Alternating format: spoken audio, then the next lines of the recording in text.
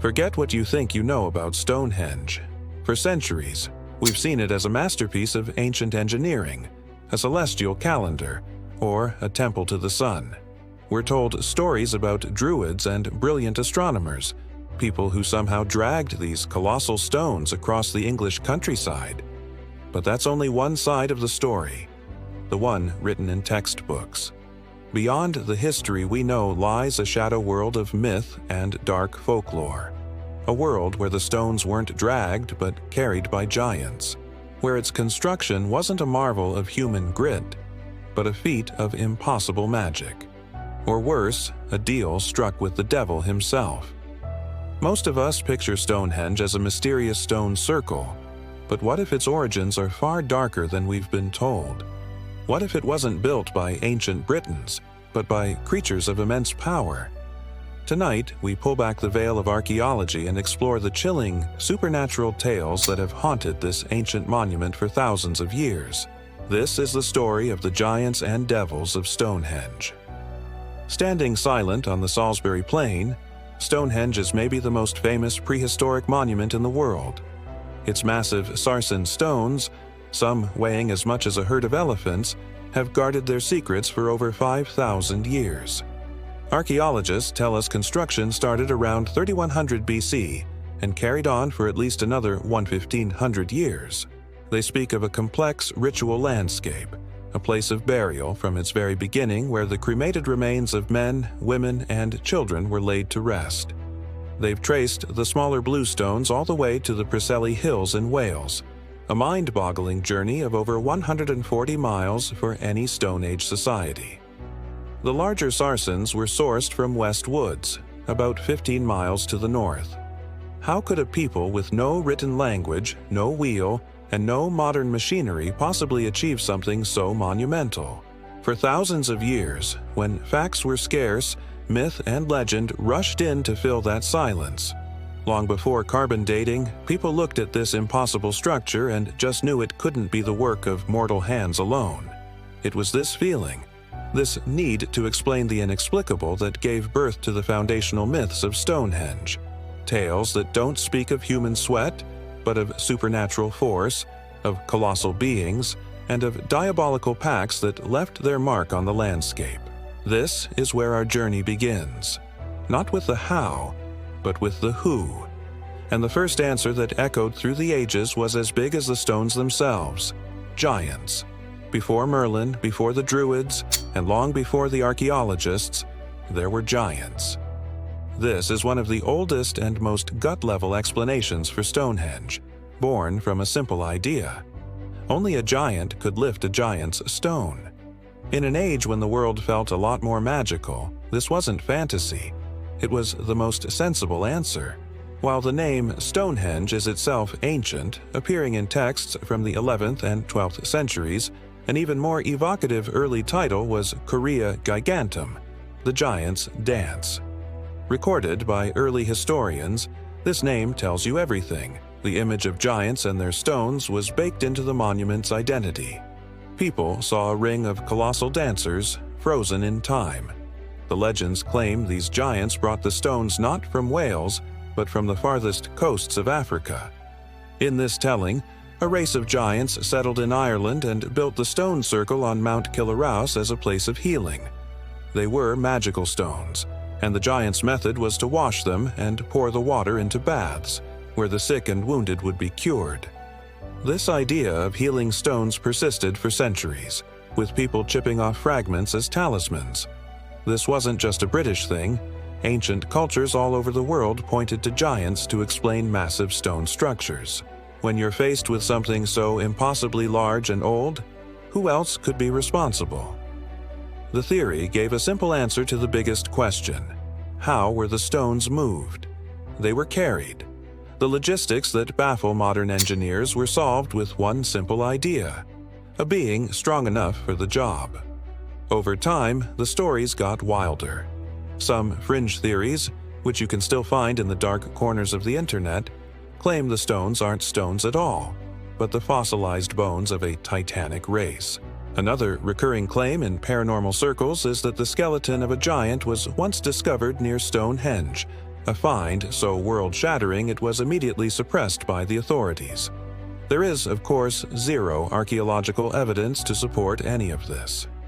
But these modern tall tales tap into the same instinct that birthed the original myths, the need for an explanation as grand as the mystery itself. More traditional folklore weaves the giants into a more complex story. In one of the most famous legends, the wizard Merlin gets a giant to help him re-erect the monument on Salisbury Plain. Another local Wiltshire tale tells of the Cangic giants, a ferocious tribe who supposedly built Stonehenge as a trophy after a great battle. According to a 17th century text, these giants didn't just have brute strength, but a kind of lost technology, using special engines to soften and mold the stones into shape before hardening them again, a process that sounds eerily like modern talk of concrete or geopolymers. The giant theory reflects a fundamental human awe. It comes from a time when our ancestors looked at their own world and saw it as a lesser version of what came before, a shadow of an age when titans walked the earth. It was easier, maybe even more comforting, to believe it was the work of a lost race of giants than to face the staggering capabilities of their own human ancestors. But as the Middle Ages dawned, a new figure stepped out of the mist to claim Stonehenge, a figure whose power was not of muscle, but of magic. His name was Merlin. As the Age of Giants faded into folklore, a new story emerged, one that would tie Stonehenge to the greatest of all British myths. This was the legend of Merlin, the wizard of Arthurian lore. The tale comes to us mainly from one of the most influential books of the Middle Ages, Geoffrey of Monmouth's Historia Regum Britannia, or The History of the Kings of Britain, written around 1136. Part history, part myth, and part political propaganda. It was Geoffrey who first put Merlin at the center of Stonehenge's creation. The story is set in the 5th century, a time of bloody conflict after the Romans left Britain. The Saxon leader Hengist invited hundreds of British nobles to a peace talk on Salisbury Plain, but it was a trap. Hengist gave a secret signal. His warriors drew hidden knives, and they slaughtered nearly all the British leaders on the spot. Years later, the British king Aurelius Ambrosius, uncle to the future King Arthur, defeated the Saxons and wanted a monument to honor the fallen nobles, something that would stand forever. He summoned his wisest advisor, a man known for his prophetic powers, Merlin. Merlin's advice was bold. He told the king to forget local stone. If he wanted a monument for the ages, he had to get the Giant's Dance, the magical stone circle from Mount Killarous in Ireland. Merlin explained these were mystical stones with healing powers brought there from Africa by giants long ago. The king laughed, but Merlin insisted. Convinced, Aurelius sent an army of 15,000 men to Ireland, led by his brother and Arthur's father, Uther Pendragon, with Merlin as their guide. After defeating the Irish who guarded the stones, the British soldiers faced an impossible task. They brought ropes and ladders, but they couldn't move the colossal megaliths. This is where Merlin shines. According to Geoffrey's account, Merlin just laughed at their failed attempts. He then used his machinery and superior knowledge to dismantle the circle with ease. Later versions of the story embellished this, turning it into pure magic. One famous illustration even shows Merlin directing a giant to do the heavy lifting, neatly tying the old and new legends together. However it was done, the Giant's Dance was brought across the sea to Salisbury Plain. There, on the very spot where the nobles were killed, Merlin re-erected the monument, creating a tomb and a memorial. When Aurelius died, he was buried within the circle, and later so was Uther Pendragon. Geoffrey's story was a massive hit. It gave Britain's most mysterious monument a dramatic, noble, and distinctly British origin, connecting it to the beloved heroes of King Arthur. It transformed Stonehenge from a relic of a forgotten pagan past into a royal mausoleum. What's fascinating is that the legend has these strange parallels with archaeological facts. The story says the stones were brought from a great distance over water, from a place in the west. Modern science has shown the blue stones came from the Prehistoric Hills in Wales, a distant western location that required a remarkable journey over land and sea. It's a remarkable coincidence, but there's no evidence the legend is a true folk memory of that event. Still, the Merlin myth dominated how people saw Stonehenge for centuries. It gave the stones a purpose. They were a symbol of remembrance, of justice, and of a unified kingdom. But as time went on, another, more sinister figure was said to have had a hand in their placement. This was a being who worked not with magic, but with trickery. This was the devil himself. Section 3. The Devil's Bargain. Now we move from the noble magic of Merlin and the raw power of giants into a realm of pure, malevolent cunning. This is the legend of the devil's involvement, a collection of local Wiltshire tales that cast a sinister shadow over the stones. These stories are less about grand national epics and more about classic folkloric themes: temptation, trickery, and the battle between good and evil. The most common version of the tale starts, like Merlin's, in Ireland. The devil, known locally as Old Scrat, heard about a set of remarkable stones owned by an old woman. He disguised himself and offered her a deal. He'd buy the stones for as much gold as she could carry. The woman, thinking it would take a lifetime to move even one, quickly agreed. But she'd just made a deal with the master of deception. The moment the pact was struck, the devil wrapped the entire stone circle in a cloth, tossed it over his shoulder, and vanished, leaving her with nothing. According to legend, he dropped one of the stones during his flight, and it landed in the river Avon near Bulford, where it supposedly still lies. The rest he brought to Salisbury Plain and, in a single night, set them up. Standing back to admire his work, he boasted aloud, "No one will ever know how these stones came here." But he wasn't alone. A local friar overheard him and shot back a clever reply. "That is more than thee canst tell." Or, in some versions, simply, "That's what you think." The phrase was a witty challenge implying that God's knowledge surpassed the devil's certainty. Enraged that his secret was out, the devil grabbed one of the smaller standing stones and hurled it at the friar.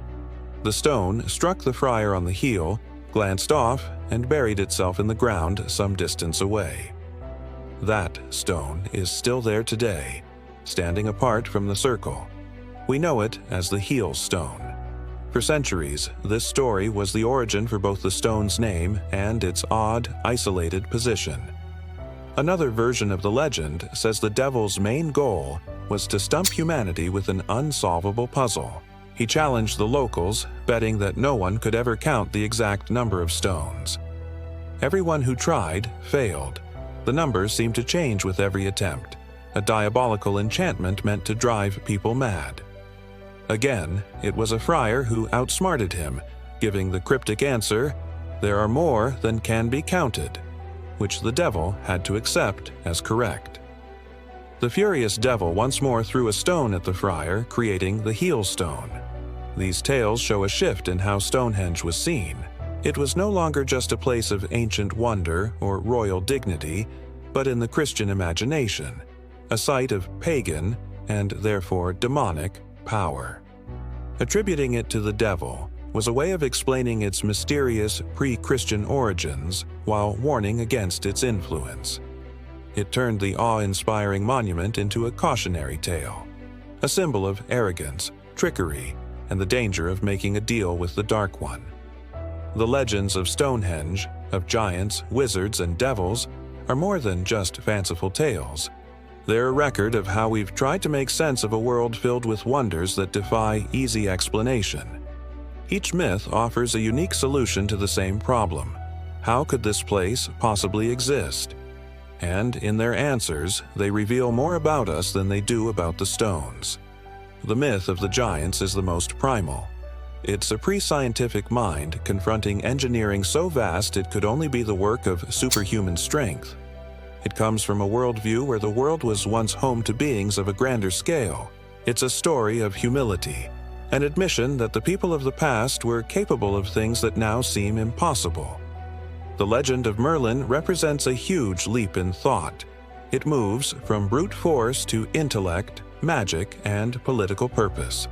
This story emerged as Britain was forging its national identity, and it served to weave Stonehenge into that new narrative. It took a pagan site and repurposed it, making it a Christian monument tied to the legendary King Arthur. It provided a why that was just as important as the how. Finally, the tales of the devil introduce a moral and theological angle. Rooted in local folklore, these stories reflect the anxieties of a Christian society dealing with a powerful remnant of its pagan past. By pinning Stonehenge on the devil, storytellers could acknowledge its supernatural power while also condemning it as unholy. The devil in these tales is a classic folkloric trickster, arrogant, vain, and ultimately outsmarted by a clever human. The heel stone becomes a permanent symbol of the friar's victory. Together, these three legends map a progression of human thought, from physical power to intellect and national identity, and finally to moral and religious conflict.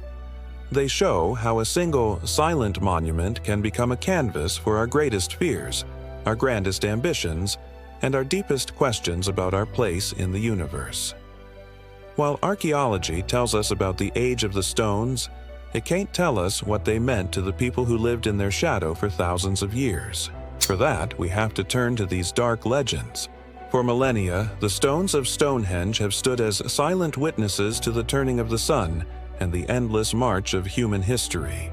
We've journeyed tonight through the lesser-known paths of its story, into the mists of folklore. We've walked with giants, stood beside Merlin as he commanded the stones with magic, and watched as the devil himself was outwitted by a humble friar. These stories gave the monument a life and a soul that science alone can't capture. They are a testament to the power of our imagination to fill the void of the unknown. And while these tales may not be the literal truth, they hold a different kind of truth. They show us that for as long as these stones have stood, we've been telling stories about them, trying to answer the question of who we are by pondering the works of those who came before us. Modern science has given us incredible insights, revealing a complex Neolithic society capable of amazing things.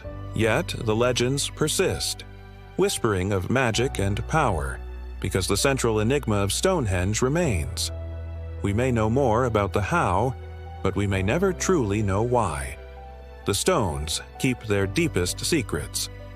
And so we're left with one final question that has echoed through the ages.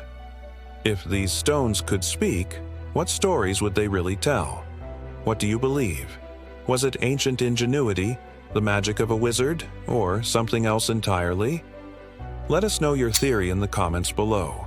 And if you enjoyed this journey into the dark legends of our world, be sure to like this video, subscribe, and hit the notification bell for more explorations into myth, mystery, and forgotten history.